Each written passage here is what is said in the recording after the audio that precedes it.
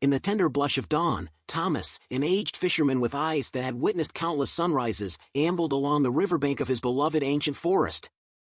The morning's quiet promise was shattered by a cry, a desperate plea that cut through the stillness like a shard of broken glass.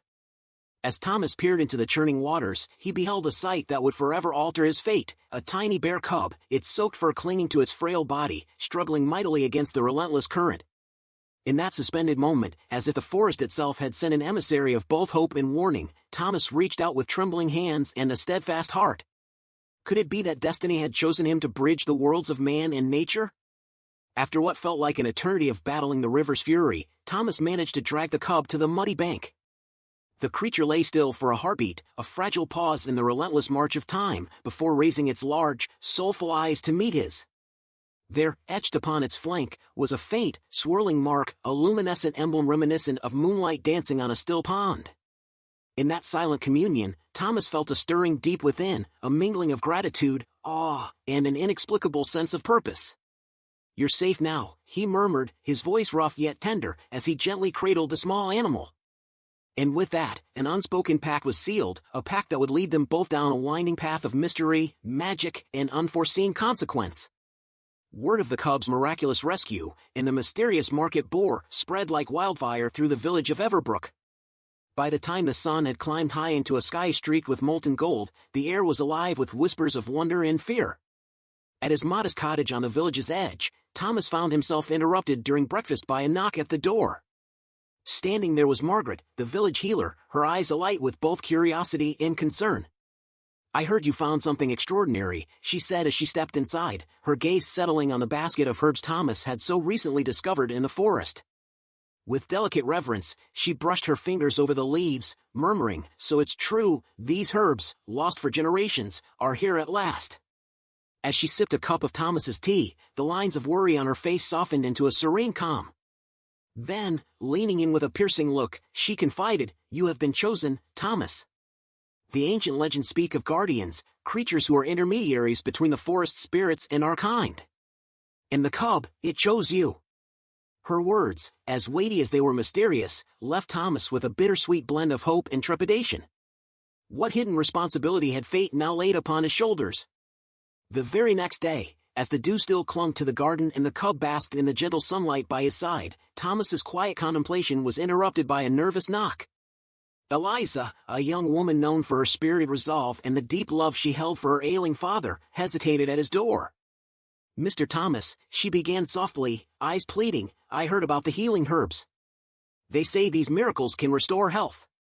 Please, my father's life is fading."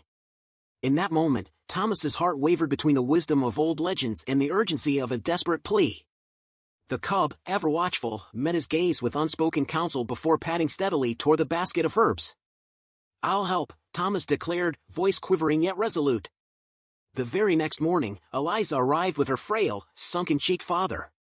Thomas brewed a simple tea from the enchanted leaf, and as the old man sipped the liquid gold, a transformation unfolded before their eyes. The pallor of despair gave way to a healthy, radiant glow, his labored breathing steadied, and for a fleeting moment, hope seemed tangible. Tears of gratitude streamed down Eliza's face as she embraced her restored father, while Thomas, though buoyed by their joy, felt the weight of a profound and ominous realization. That very night, as Thomas sat by the dwindling embers of his cottage hearth, a deep, unsettled silence filled the space around him. The cub lay curled at his feet, its dark eyes reflecting a quiet, ancient wisdom. Yet within Thomas's mind, echoes of whispered legends and half-remembered childhood tales swirled relentlessly. To misuse the forest's gift is to invoke its wrath. As he studied the basket of glowing herbs, each leaf pulsing with a sentient, almost imperceptible rhythm, a low, resonant rumble from the cub snapped him from his thoughts. "What do you suggest, little one?" he asked, running his weathered hand over the creature's head. The cub's steady, unyielding gaze was as if it carried the weight of the forest's own heartbeat. And then, as if summoned by his inner turmoil, Thomas found himself plunged into a vivid, unsettling dream. In his dream, Thomas wandered along an unfamiliar, mist-laden path beneath towering trees that loomed like ancient sentinels. A spectral figure emerged from the haze, a being neither wholly human nor animal, its form shifting like liquid shadow and light. Its voice, like the rustling of leaves on a stormy night, intoned, "The balance must be kept." Your path is now entwined with the forest, Thomas, but tread carefully, for every choice exacts a price. At that moment, behind him, the bear cub appeared at the edge of the path, its glowing mark now pulsing like a beacon of life. Return what has been taken, heal what has been harmed, the apparition instructed before fading into the mist. Thomas awoke with a start, the echo of that spectral warning reverberating in his chest. What did the balance demand of him, and at what cost would the forest's favor come? In the days that followed, villagers began to pour through Thomas's door, drawn by the miraculous healing of Eliza's father. With each cup of tea brewed from the enchanted herb, Thomas felt the power of the forest grow, and the cost, too. As he prepared small batches with painstaking care, an undercurrent of unease gnawed at him. Margaret visited frequently, her voice laced with worry. The forest gives sparingly, Thomas. If we take too much, it may never give again. Yet, the villagers' need was desperate, and greed's tendrils began to creep into their hearts. Soon, voices of discontent rose, whispers of entitlement and demands for more, until one fateful evening, the tension reached a boiling point. A low, urgent growl from the cub drew Thomas's attention to the darkened window. Outside, a flickering glow revealed a sinister tableau. Flames were devouring the forest's edge, tongues of fire leaping hungrily at ancient trees. In the chaos, Gerald, the burly butcher known for his brash defiance, stood with an axe raised high, shouting, "If the forest won't give it to us, we'll carve it out ourselves."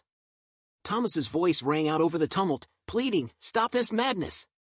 You're destroying the very life that sustains us." But Gerald's wrath was unyielding. Just then, the cub stepped forward, its glowing mark flaring brighter than ever.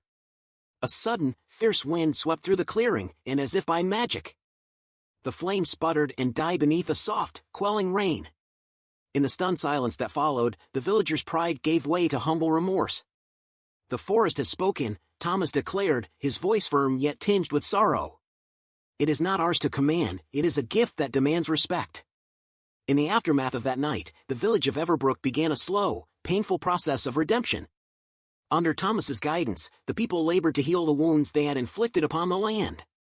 They planted new trees in the charred earth, cleared polluted streams, and even Margaret led efforts to cultivate a modest herbal garden on the village's outskirts, taking care, however, to leave the sacred glowing heart leaf untouched in its hallowed glade. Yet for Thomas, every act of restoration was a reminder of the delicate balance between nature and mankind. Alone one quiet day, he returned to the enchanted glade with the cub by his side. Kneeling before the luminous cluster of plants, he pressed his hands to the earth and whispered a heartfelt apology. As if in response, the herbs shimmered with renewed brilliance, a silent promise that forgiveness, though hard won, was not beyond reach. "You're right," he murmured to the cub, "this isn't just about us, it's about restoring the balance." Weeks turned to months, and under the steady, careful stewardship of the villagers, Everbrook began to flourish once more in harmonious accord with the forest. The cub, once a fragile creature, grew stronger with each passing season. Its mysterious mark burned ever brighter, a living symbol of the ancient magic that bound them all together. Yet as the autumn winds began to whisper of change, Thomas awoke one crisp morning to find the cub standing at the edge of the forest, its gaze fixed upon the distant horizon. "You're leaving, aren't you?" he asked softly. The cub approached, nuzzling his hand in a gesture that carried both farewell and unspoken gratitude. "You have done more for me than I could ever repay," Thomas murmured, voice thick with emotion. And then, with a final, gentle rumble, the majestic creature turned and disappeared into the dappled light of the forest, its glowing mark slowly fading into memory. Years passed, and Thomas became a legend in Everbrook, a quiet man whose life had been irrevocably intertwined with the magic of the forest. The tale of the bear cub and the miraculous heartleaf was passed down through generations, a cherished parable of balance, responsibility, and the fragile beauty of nature. In his final evening, as twilight draped the cottage in soft shadows, Thomas sat by a flickering fire. A warm glow caught his eye, a shimmering mark in the corner of the room, reminiscent of the cub's luminous emblem. With a gentle smile and a heart at peace, he closed his eyes, letting the quiet magic of the forest wash over him. Far beyond the little cottage, atop a windswept hill beneath a star-studded sky, the cub, now fully grown and majestic, stood silhouetted against the night. Its mark burned bright as it let out a deep, resonant call, a song of balance and renewal echoing through the ancient trees. And in that timeless moment, the forest itself seemed to breathe a sigh of contentment, as if whispering to all who would listen, gifts, however wondrous, always come with a price, and it is only by nurturing and respecting them that true harmony can endure. What new mysteries, then, await in the eternal dialogue between man and nature?